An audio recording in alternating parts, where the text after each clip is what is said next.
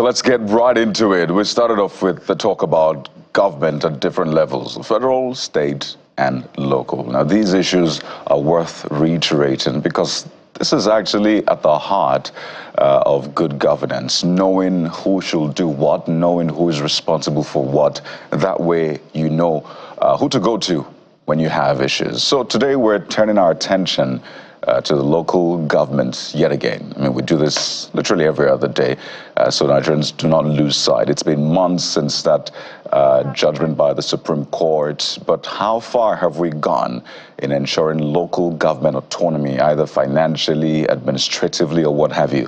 We're joined on the program this morning by someone who clearly is in the know, the chairman of the Lekki local government area here in Lagos State, Engineer Sheson Olowa, joins us virtually on the program, as well as the executive director of EIE Nigeria, that's Enough is Enough Nigeria, Opayemi Adamalekun, also joining us virtually.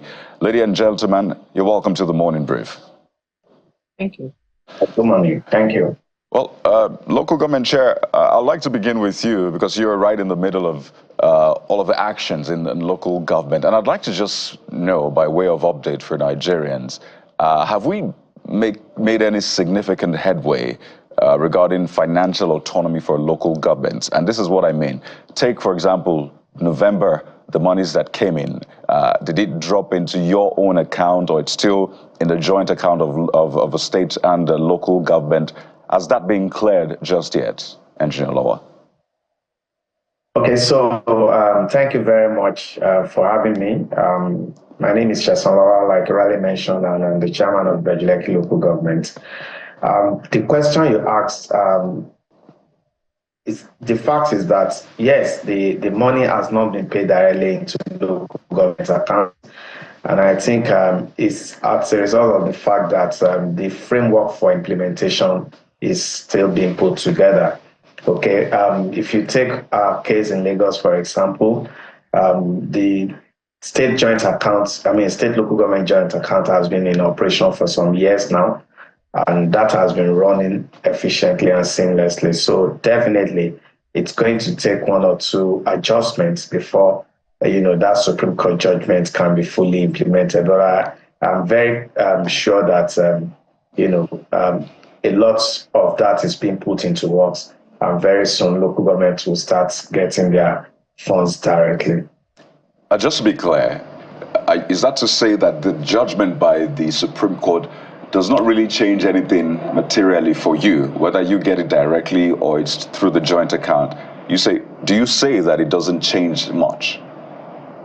Okay, so for us in Lagos State, yes, I don't think it has really, has really brought a significant change, because before the Supreme Court judgments, local governments in Lagos State have their own financial autonomy, because we attend our joint JAC meetings on a monthly basis, and funds are released, to the local government for their operation.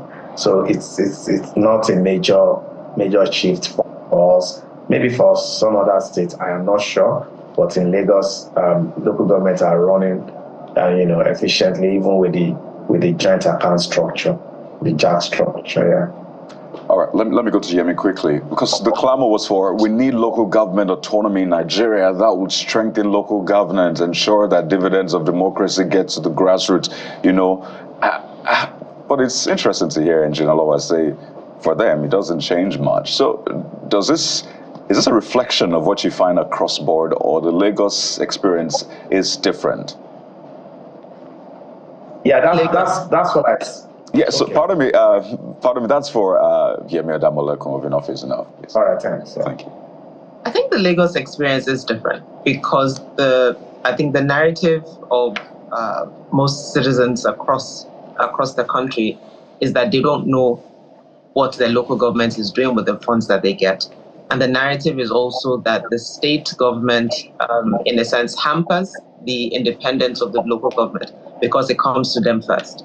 So for the sake of argument, let's say you're supposed to get 100 million and it goes into the state account first. The state government then says, we have helped do primary schools, which is your responsibility, so we'll take a bit of it. We have helped pick up trash, which is your responsibility, so we'll take a bit of it. So by the time, in a sense, they give the change to the local government has less of a say in how they run what is their constitutional mandate. Well, let me come to you, local government chairman in Lagos.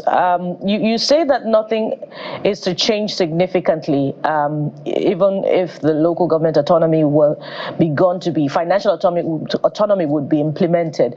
But if we looked at local governments, particularly in the LCDAs in Lagos, it would seem as if development was not reaching people at the grassroots as it ought to be. So even with the fairly independent structure that you say Lagos State has, it appears as if the impact is not being felt. How do you respond to this? Well, that's subjective, and if you say the impact is not being felt in Lagos State local government or LCDA, I really want to use my local government as a case study, and so many other local government and LCDA where I'm very, very sure they are making impacts. Local governments in Lagos State are involved in a lot, from primary health care, to primary schools, to sanitation, to local economic development. And we can give, examples of where local governments are actually, taking responsibilities at the grassroots level. What we must all understand is that the challenges are quite enormous. And I know there are rooms for improvement, but of course, if you take each local government as a case study, I think it will be better, so you don't generalize and make such, subjective statement that local government are not creating impact. If you want to check individually, you can take a particular local government and ask questions about how well have you done in the area of primary health care, how well have you done in the area of primary school, how well have you done in the area of sanitation. In my local government, our local government is involved seriously in sanitation. We're working with Loma, and we've created an agency called the Lekki Waste Management Office with garbage collection tricycles that goes from different households everywhere in the local government to collect and transport waste, to designated location. That's just one of the examples. If you go to education, you will see that we are making a lot of intervention, both in infrastructure and also supporting students in the area of bursary and scholarship. We've even partnered with some of the university. The Pan-Atlantic University is in my local government, and we have a strong partnership with them where over 100 students enjoy free lectures every weekend, both in the sciences, commercials, and arts, and fully funded by the local government. So these are some of the examples of how we have impacted our communities. So let's break it down for the people. Since you're the local government chair, and sometimes people mix what the responsibility of the state and the local government are. So you're in the seats now.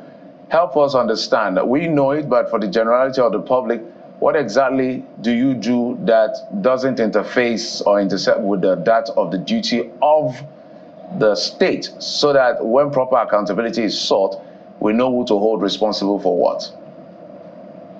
Okay, so for local governments, as provided in the Constitution, the responsibility includes that of primary schools, primary education, primary health care, that's the primary health care centers. We're also involved in sanitation. We're also part of the Economic Planning Board, for joint economic planning development of the state. We, as local governments, we also involve in local economic development. Our responsibility includes, provision of market infrastructure, oversight for those markets, and some other things. So essentially, those are the basic things that we do in the local government. And we are the closest government to the grassroots. So issues that are border on our vulnerables, disabled, elderly, widows, and all of these are part of the social responsibilities of the local government. The reason why we're asking that question is primarily because at the end of the day, we know that you have your responsibility. We also know that part of the responsibility of the local government level of administration is also to bring the attention of the states to some of the concerns and challenges of the local government. But I'm going to come back to you in just a moment as a follow-up, especially that has to do with internal roads in Lagos. There are certain parts of Lagos that internal road, they are quite in a horrible state, and we raised this up even with the governor himself. Let's now bring in the chairman of Obiakpo local government area in River State, Chijoke Nwunwo, joins us via Zoom. Chijoke, thank you so much for coming on the program. All right, let's begin with some of the things my colleague did ask your colleague, who is the Bejuleki chairman, and that has to do with the local government autonomy. I know that when it comes to River State, there has been a lot of challenges, and even there are still challenges, but we see how things are being done at the moment. So let's begin with, as we speak, the way monies are paid from the federal allocation, does it come directly to your local government, Obiakpo, or it goes to the JAC account and goes to your account? Let's establish that first.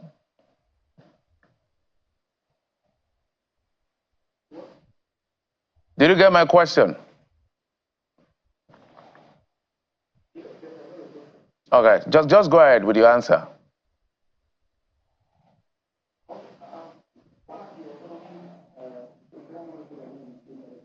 All right, just before I go to Yemi Adamaleko of Enough is Enough, quickly, Mr. Nwunwo, so how much was the allocation, the last allocation you received for Obiakpo? All right, so I'll come back to you. All right, I'll come back to you to get a sense of accountability and transparency in spending those funds. But Yemi, so it looks like if we do a survey on TV right now, most of the local government chairs will say we're enjoying some sort of autonomy, even though it's not coming directly to us. And that's why I asked, did we really need that judgment? But clearly you know that that is not the reality. This is maybe an exception, really. So let's now move to the part of the monies received. Really, how well do people feel the impact? You do my LGA, you go around, you feel the pulse of the people. So walk us through what your experience has been. So we're not just limiting this to a local government in Lagos and a local government in River State. The biggest thing is there's a very strong perception that local governments don't get their money. So which is why when the Supreme Court judgment came out, there was a lot of excitement, if I want to put it that way, even though some lawyers will debate that they inadvertently amended the Constitution. But be that as it may, people were excited because it now meant that the local governments will get their monies that the state governments were sitting on. But as you rightly said, you now get feedback and the local government chairmen are saying, oh, we get it. It comes to the state, but we get it. So if people don't think their local government has money, or don't see what they're doing. Your colleague was talking about internal roads, which most of them are local government roads.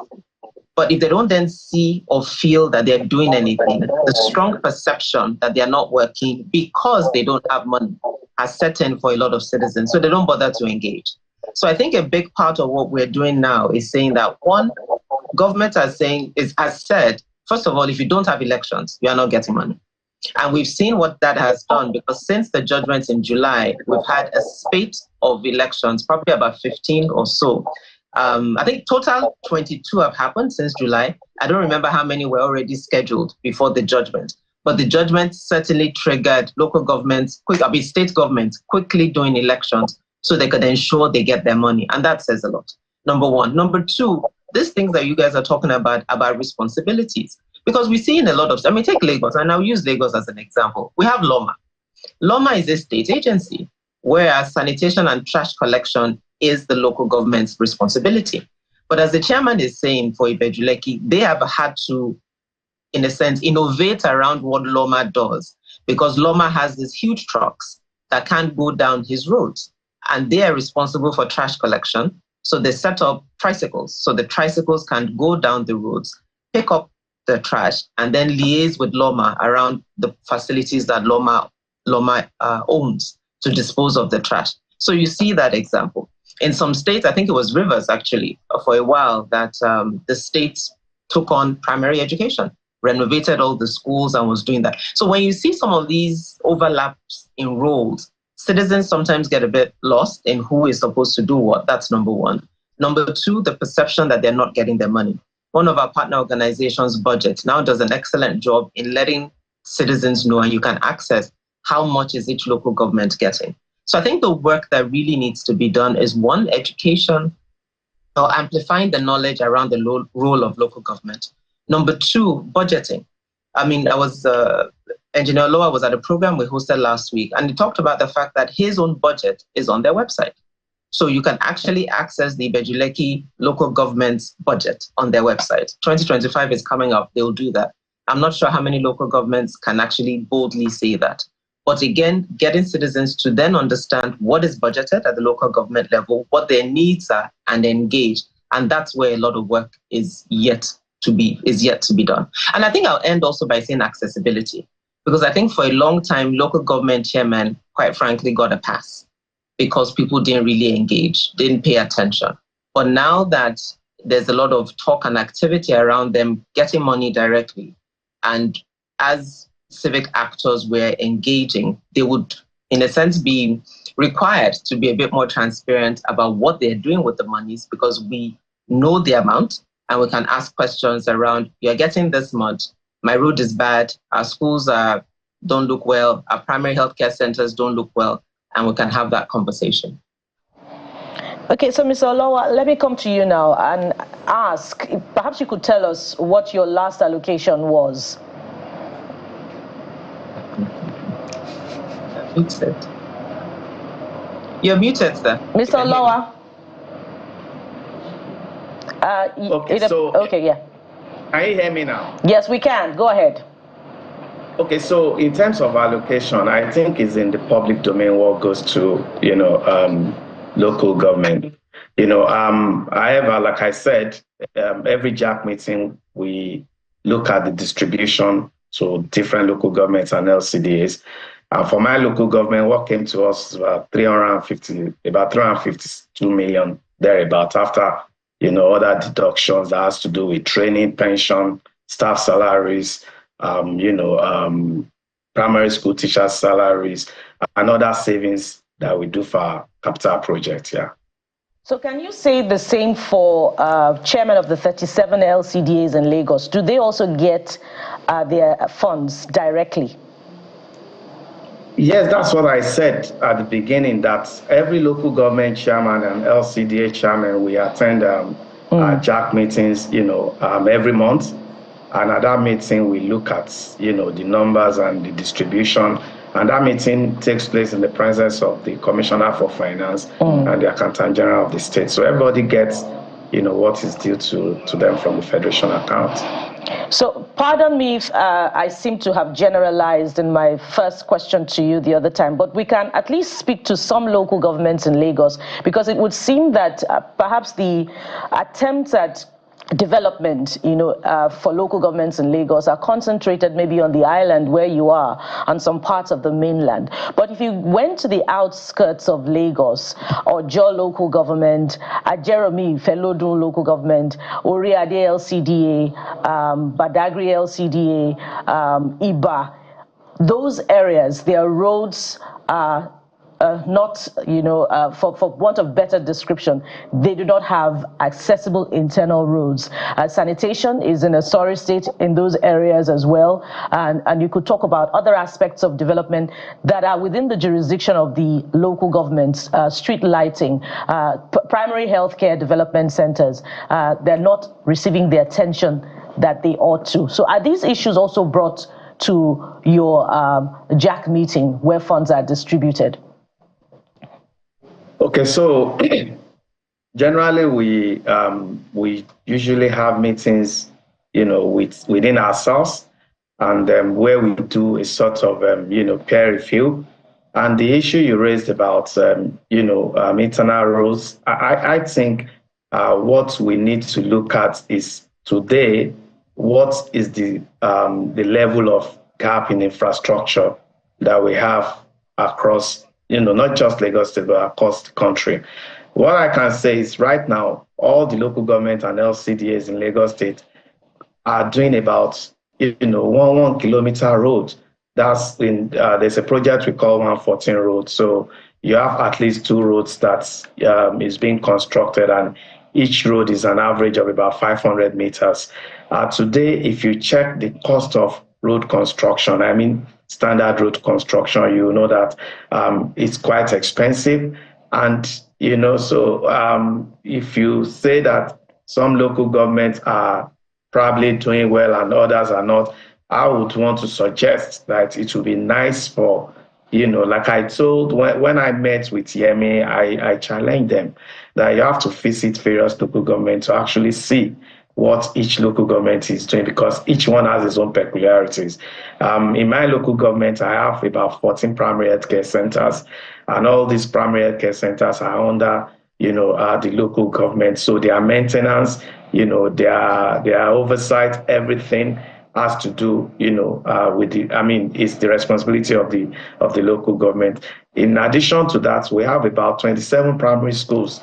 So when you go from one local government to the other, you'll be able to assess, the level of work that each person is doing. But from my own assessment, honestly, I think local government chairmen and LCDs in Lagos State, they are doing their best. Yeah, there's need for improvement, like you mentioned, in the area of roads and drainages and all of that. But of course, fairly speaking, everybody is working. Thank you. All right, Chijioke, let's come to you, and we'll stay with you for a bit. And I know you have, perhaps your local government is one of the richest local governments in Nigeria. 900 million naira per month is quite some money. So maybe you walk us through some of the things you have to deal with in terms of expenses. How much goes into your recurrent, and what kind of project do you take on with that kind of budget? And what are the challenges in between all of this? Chijioke. All right, so if I'm reporting, what are the challenges you're facing? And I know that as the local government of the FCT minister and Nyesom Wike and all the political brouhaha that has ensued in between all of this. So what are the big challenges you're facing as a council? Because right now, the council chairman are receiving a lot of money. That means accountability is key. At the end of the day, just like we put our searchlight on the federal government to show account for what they have done with our monies, you guys will also show account for what you're doing with our money. Best council chairman. All right, just quickly. Meet them, tell them what is their needs, what they want the local government to do for them. Whatever they tell us, that's what we are not imposing project on the communities. Whatever they tell us, we go for. All right. Absolutely. I'm disappointed to have that. But quickly, people are raising questions about the state of roads, internal roads in Obiakpo. So we'd like you to speak to us. Cornerstone Road, is that under your purview or the state government?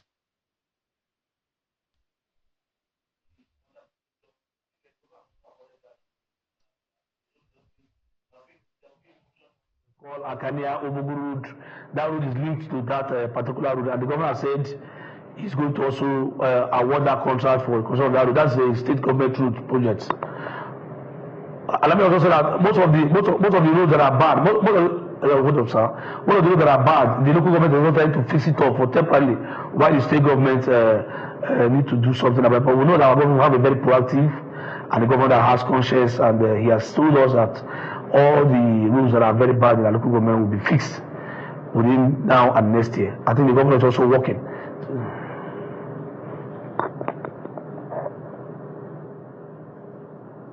Accountable, and all of the local government chairs across the country hold you accountable in terms of transparency and accountability. So if you get 900 million, for example, do you have a website where you publish what the money is used for? Can the people see right now, if they want to see how much or how that 900 million was spent? Do you have such?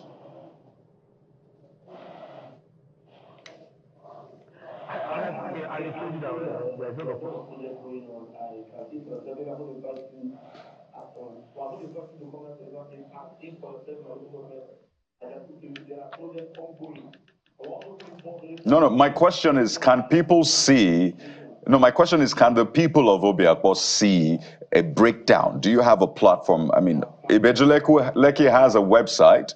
Do you have a website where you put a breakdown? Yes, my people have to what we are doing.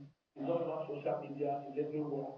My people are proud of me because I'm doing well. I've said every money that we use for our people It's not my personal use, to be used for our people. Well, Mr. So it's not about your I'm not going people to trusting disappoint you. them. We don't doubt that, but we need to see evidence. You understand me? Let us see the evidence. So if you spend 100 million, there are evidence. You can call your people. You can listen to me, sir. Documented. If you're ready to, if I come over to Port Harcourt by next week, I can take you around my local government and see the project I am doing. All right, okay. I see the project I'm doing. All right, okay, just a moment. So what we're saying, like in Bejuleki, like some of the places in Lagos, what my colleague is saying is, nobody's arguing about your capacity or no capacity. No, not everybody lives in Obiakpo local government.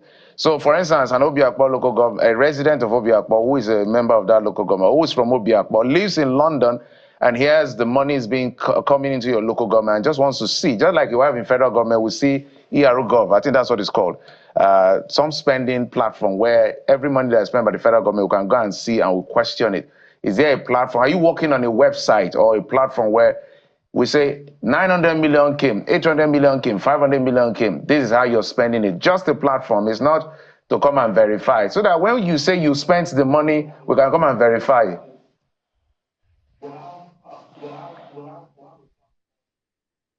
How much we spend every month.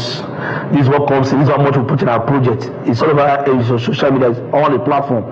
Like I said, he also said that those who are in London, US, Canada, who are from a local government, they can testify to that. Most of them are even calling me that, Mr. Chairman, we are proud of you. The issue of security is important. We are putting our best to make sure that our local government is safe. So maybe one of these, I'm going to invite you, come to River State and come to Obiakpo and see for yourself. So you can also lead the campaign that shows I'm doing very well as a council chairman.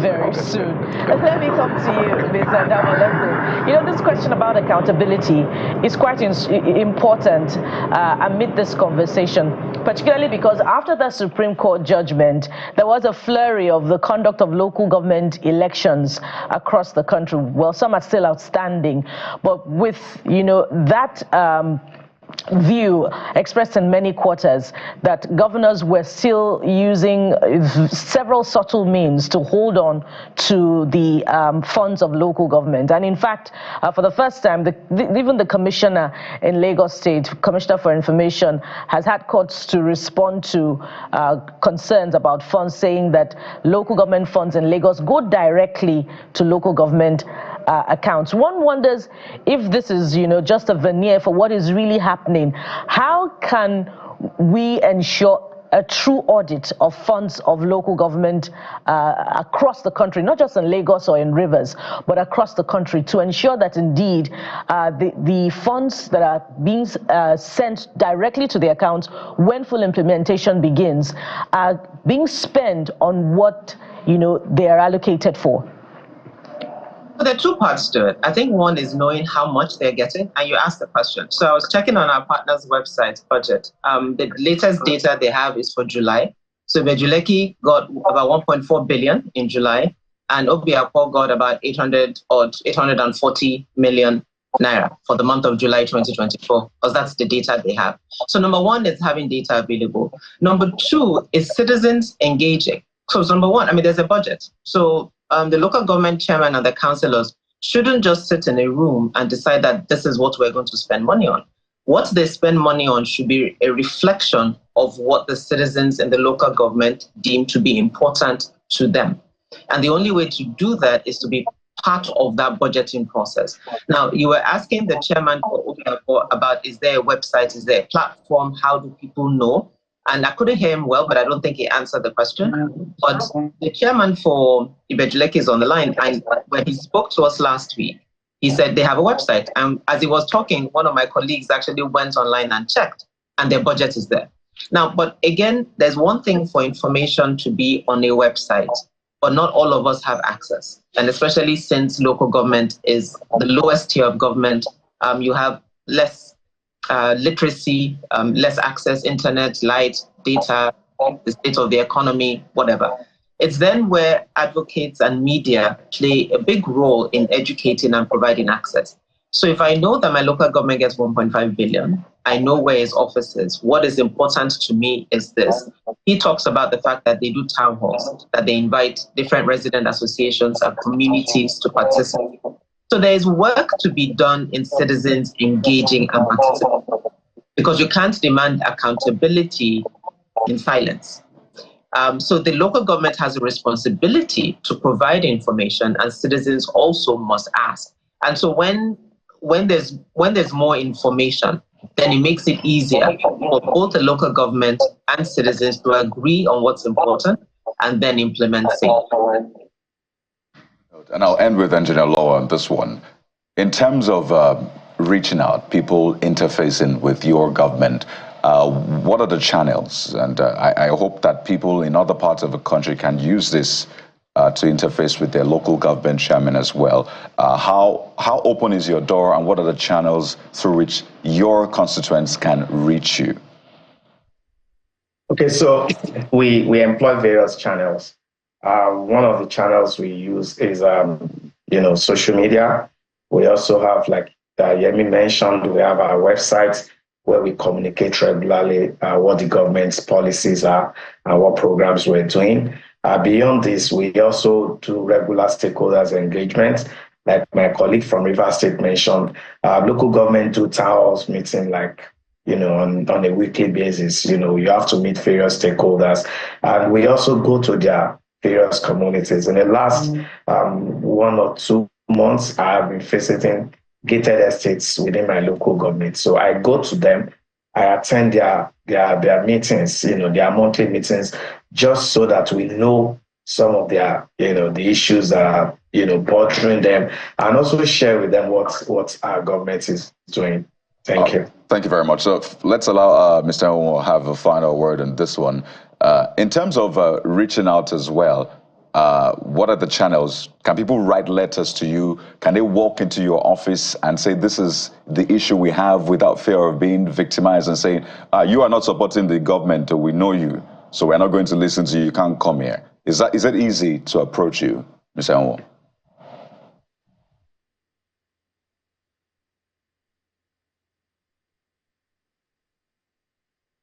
So started the PhD grants for those from our local government who are their supporters. But when we came in, we said no, that these people are Obiakpo indigenous. We must pay the complete fees for them to go and finish what they are doing in the higher institution, because whatever they gain today we say attributed to the local government. So I said no, the 200 of them should be paid this first, to immediately finish what they are doing. So we are not victimizing everybody. We are very open. Like I said before, we reach out to our people. They have counselors. We also visit them, holding town hall meetings. What is the issue? We're not talking about politics, we're talking about governance. Whether you're supporting the governor or not, what we are doing, I'm the council chairman of Obiakpo local government. I'm not here to victimize anybody. Whether you're supporting us or not, you are from our local government, and we must give our people attention and see how we develop our local government. So we're not victimizing anybody. My office is open for everybody. You can also call people independently. Do independent search about me. They will tell you that my office is like in my one market in Rivers State. People come and see me, and I'm open to people.